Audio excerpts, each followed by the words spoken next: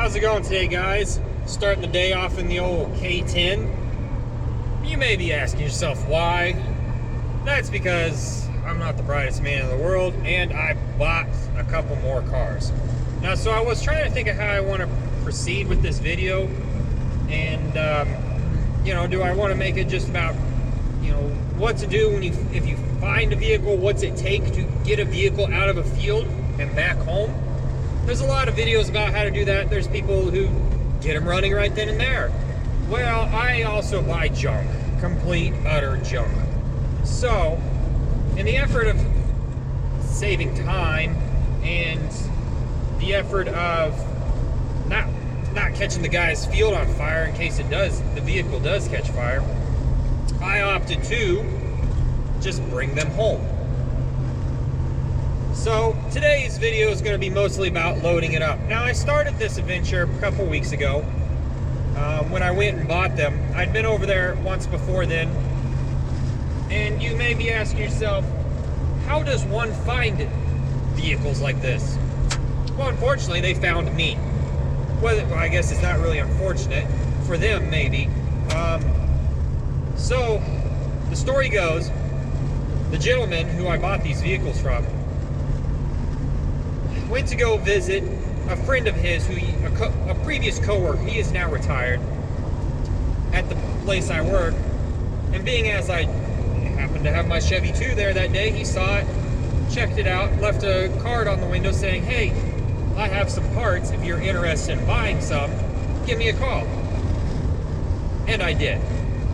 So I went and looked at what he had, determined it was a really good deal, actually.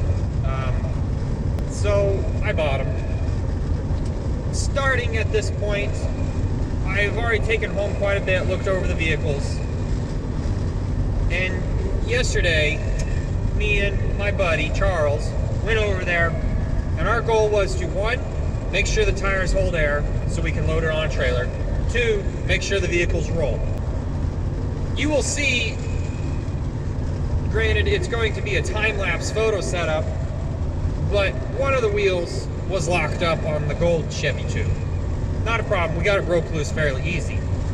The white Chevy 2 is a whole different situation. The gold Chevy 2 ran, and I don't know why he parked it, but he parked it and then started robbing parts off of it. Again, I'm buying parts cars that I'm going to probably try to get running and driving, much like my 66. The white one, or gray as he calls it, he sold to a gentleman in the town that he lives outside of. They fixed it up, made it look real nice, dropped a small block in it, supposedly went through quite a bit of it. Within a month, his son had taken it out, tried racing a Honda, lost control, and ran it into a tree. So it's wrecked. Not a big deal. I like trying my hand at, very complicated projects, because I'm a glutton for punishment here. So what I'm going to do with these vehicles is a different story. That'll just take a long time to get to. However, in this video, I'm going to focus on what it takes to get a vehicle from a field to your house if you don't have a rollback, or you don't want to pay for a towing service like a lot of car companies do. A couple things that one will need is a trailer, obviously, if you aren't, or some sort of dolly to pull them. So buying a vehicle out of a field is always an interesting proposition, because the brakes could be locked up, the motor could be locked up, the rear end could be locked up, the e-brake could have been set, now those are locked. I was very fortunate with one of these vehicles that only one wheel was locked up. The other one in this video you will see is going to take a bit of work. We're going to have to replace the doghouse on it to get it to roll, because it's wrecked. So again, you'll get to see, if you've seen my Franken 2 that I had before I cut it up, we are reusing that 67 doghouse for the 67. So you'll need a trailer, or a buddy with a trailer. I happen to have Charles in tow behind me in his Dodge. with a trailer. 2, you're going to want some chain or tow strap or a winch to pull it up on the trailer.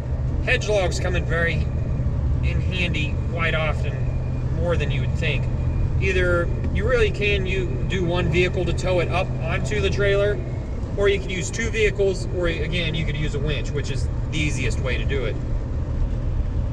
Hedge stumps come in place where you can throw it behind the tires, either of the trailer or of the vehicle as it's going up, if you have to reposition chain, or if you need to set chain down. Must be an auction up here or something. Or if you need to set chain down to roll, if you're using one vehicle to pull the other vehicle up onto the trailer, you'll need something to keep the chain from getting caught on the trailer. I'm going to stop the video here because I'm not sure what's going on. So I was really hoping to take this route home, so that's going to be one thing. One thing other is also planning your route in case something is to happen, whether a trailer tire pop. You don't really want to be on the interstate doing that. That's obvious, trying to fix a tire. So finding a rural route or a 2-lane blacktop works pretty good. Or in the random case that all of a sudden one of your chains snaps, or your however you fasten the vehicle to the vehicle, it snaps, and all of a sudden now you got a car rolling off. You shouldn't have that problem, but anything can happen when you're messing with old vehicles, it seems like. All right, get over here. I just passed those kids not too long ago when I was coming this way. Weird, they took the long way to this way. So, what else can we talk about here? Obviously, you'll want a jack, you'll want a 4-way, and you'll want some minor tools. PB Blaster is some sort of lubricant. I am not sponsored by PB Blaster, but I am a firm believer in them. For lug nuts, if you got rusty lug nuts or whatever, putting it back on, that comes in handy. What else can we say that you might want? A plate to put your jack on. If you're working in a field like we were, a nice metal plate I found that works. 55-gallon drum lid, believe it or not, works amazing. And that's about it. You also probably want a willingness to work and a very nice seller to give you time to get stuff around. So with this video, we will continue on. Something else you really ought to look for is the weather. Now, I was definitely not expecting it to rain today. We're getting sprinkling now, and we're going to be going into a field, a pasture, if you will. So that's something to plan ahead for. It was not in the radar, but sometimes you kind of don't get lucky. So we'll see how this plays out.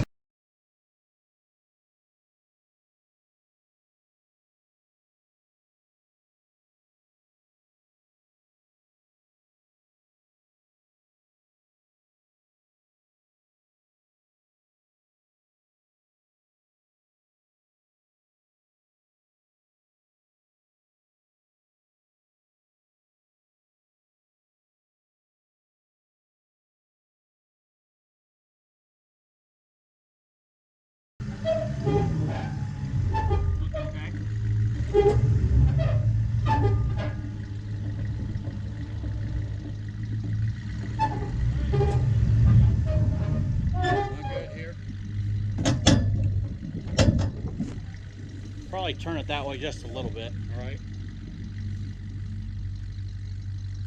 Yep. Spinning.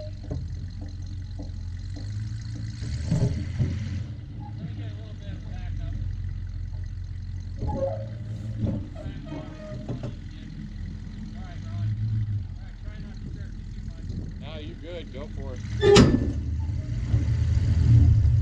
Alright, looking good on this side. Yep, looking good. Looking, it's straight. It's fine on this side. Yep.